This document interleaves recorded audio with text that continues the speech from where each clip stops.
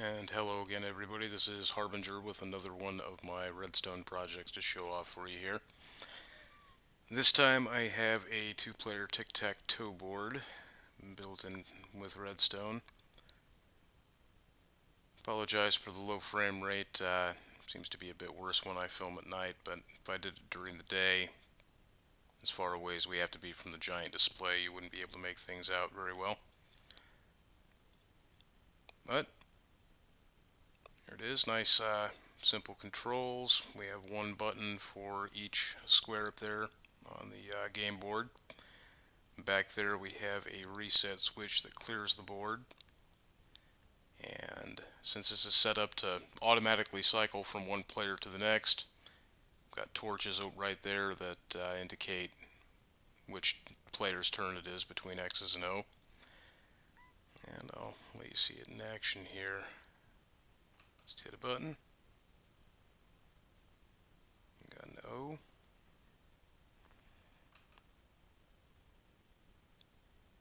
Got an X. Got an O. And now I'll actually pretend I'm playing tic-tac-toe and start blocking things.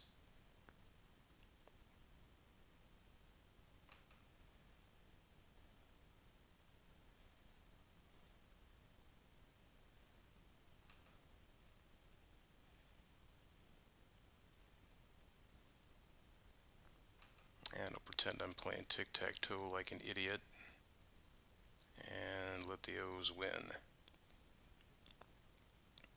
Now, as you can see, what just happened there was because I accidentally hit the button twice. A couple of things that need to be added to this yet before I'm really going to call it complete. One is that there is no error correction. The main thing that would fix is that once a button is hit twice, it will try to put an X over an O, which, as you can see right there in the middle, has filled in all 9 blocks of that square. It'd be pretty easy to fix, just haven't gotten around to it.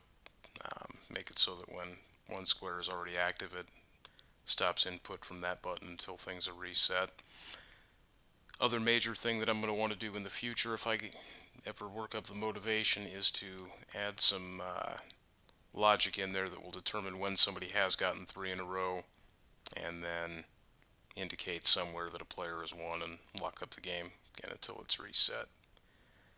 But it's good enough for now. It's definitely playable.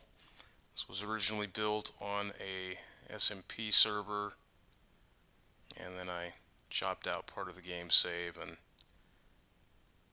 brought it here for myself to use to make the video for you. But sometime soon I'm going to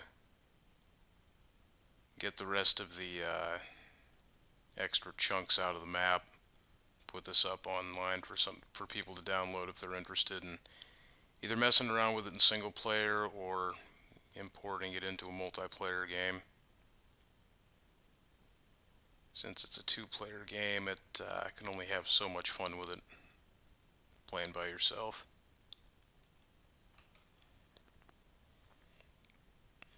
It works nice and smooth. Everything updates fairly well. Haven't really had any problems with it, unless of course you decide to hit a button twice, which, as you already saw, does screw things up. I'm not going to go into a detailed explanation in this video about how the system actually works. I'm going to put up another one that runs through the actual circuitry, giving you a step-by-step of how it was actually laid out and the methodology behind it.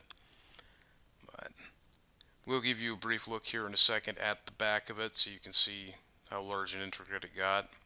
I'll wait until it gets daylight for that so you can actually make things out. Visibility isn't too bad during the daylight. When you're playing in full screen, the quality of this video, you really wouldn't be able to see the display well at all with ambient light around it. But be back here in just a second, and we'll take a look at the back of it.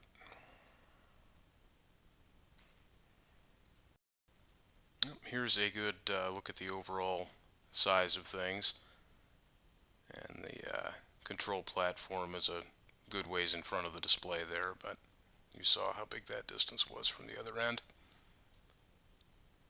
Most of the real guts of this are actually obscured from this angle by those ungrassed lines that run to the input, but again, if you're actually interested in the workings of it, there'll be a second video that details those.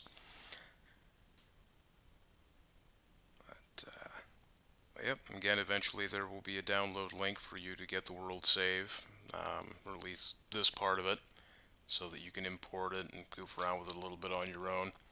Put some more signs up too inside the guts of it, explaining what parts of it are in case you want to modify it, or in case there are any problems that you might need to troubleshoot with it later on.